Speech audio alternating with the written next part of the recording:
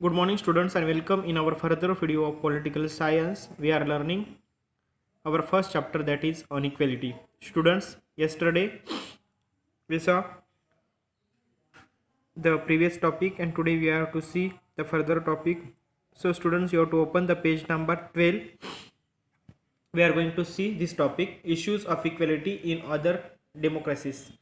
Students, you are probably wondering whether India is the only democratic country in which there is inequality and where the struggle for equality continues to exist. यानी हमें ऐसा लगता है, हमें आश्चर्य होगा कि इंडिया एक डेमोक्रेटिक कंट्री है, तो भी यहाँ पे डेमोक्रेटिक कंट्री होने के बावजूद भी इक्वलिटी के लिए स्ट्रगल करना पड़ता, कंटिन्यूस स्ट्रगल चलता रहता।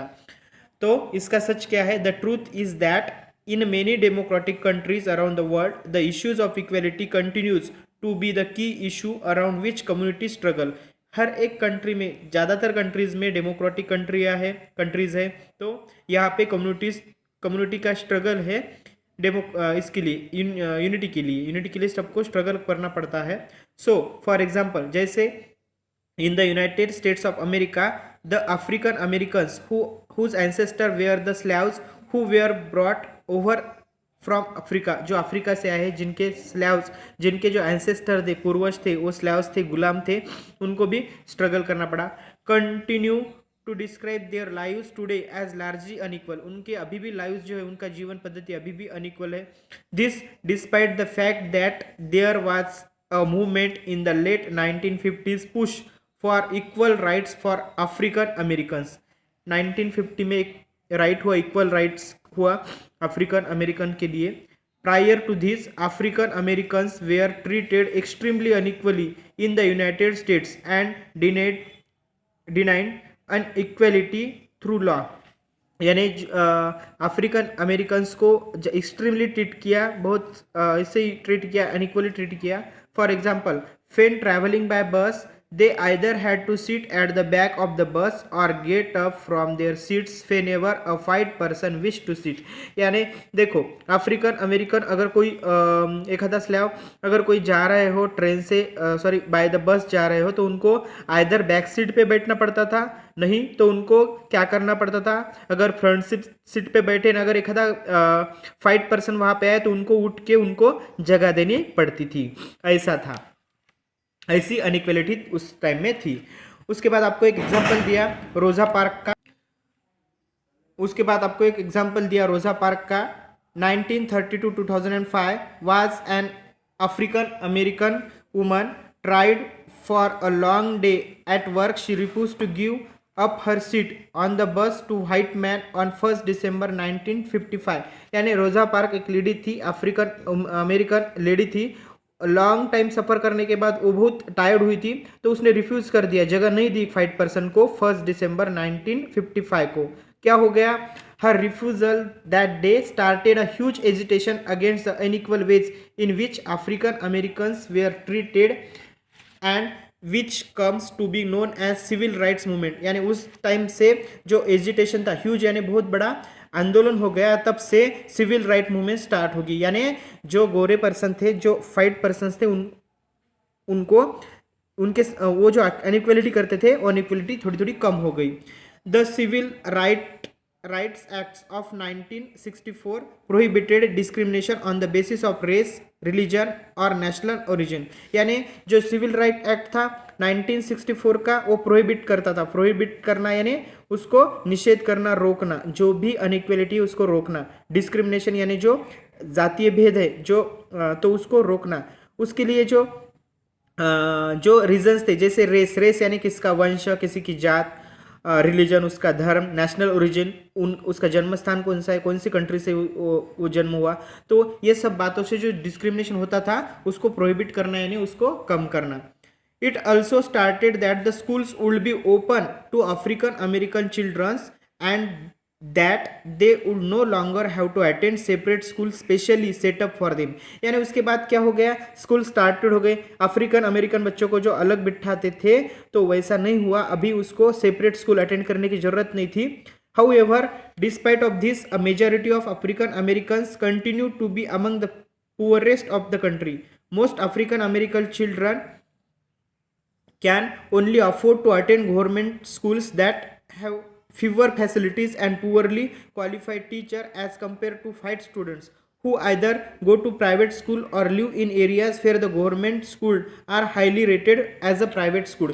यानी प्राइवेट स्कूल्स की तरह गवर्नमेंट स्कूल हाईली रेटेड थे और इनके साथ जो भेदभाव होता था पुअर जो यानी जो अफ्रीकन अमेरिकन जो स्टूडेंट्स थे उनको पुअरली क्वालिफाइड टीचर्स था भी था, फीवर फैसिलिटीज़ थी, तो इनमें ऐसा भेदभाव था। यहाँ पे आपको जो पिक्चर दिया है वहाँ पे उसमें आपको दिखा है कि रोजा पार्क है एंड अफ्रीकन अमेरिकन वुमन है, change the course of American history with the defined act, यानी एक प्रकार का विद्रोही जो लीडर एक्ट है, विद्रोही अधिनियम है, उसको तोड़ के ये रोजा पार्क बैठी है यहाँ पे बिना जगह देते हुए। यहाँ पे इस पिक्चर में आप देख सकते हो।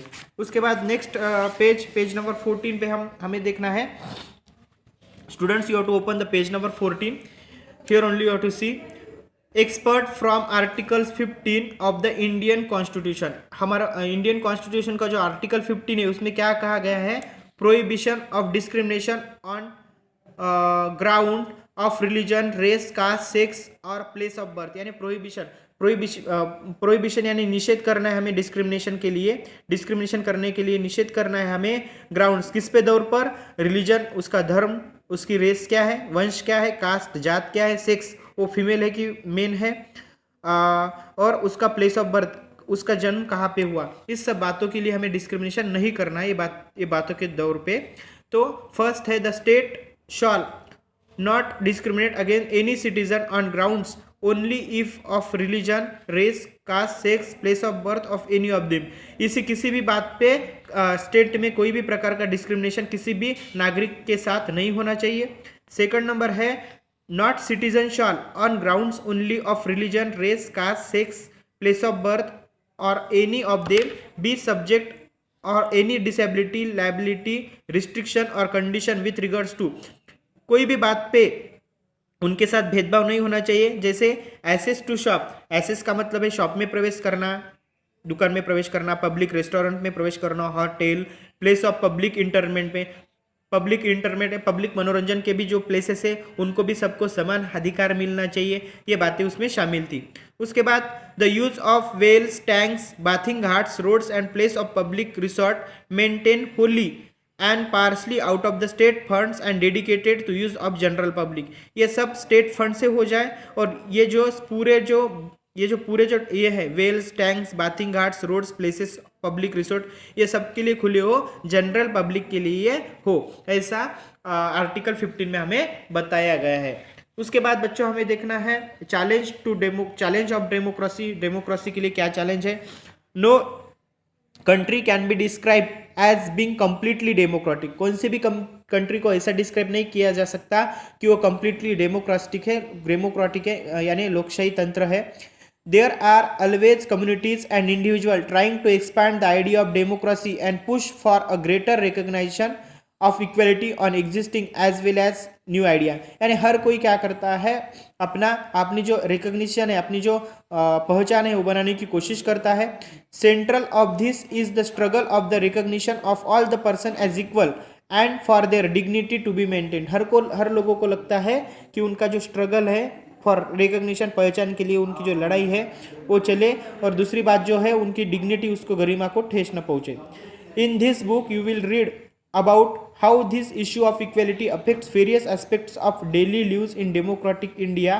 As you read this chapter, think about whether the equality of all persons and their being able to maintain their dignity is upheld। यानी क्या ये आगे के भी चैप्टर से उसमें हमें देखना है कि जो हमारी जो डेमोक्रेसी है, ये डेमोक्रेसी में जो ये है रिकग्निशन रहेगी, और जो डिग्निटी है लोगों की अफेल वो कायम रहेंगी क्या, बचेगी क्या, ये सब हमें अगले चैप्टर में देखना है। So students, in this way our first chapter is over and the exercise of this chapter I will give you tomorrow. So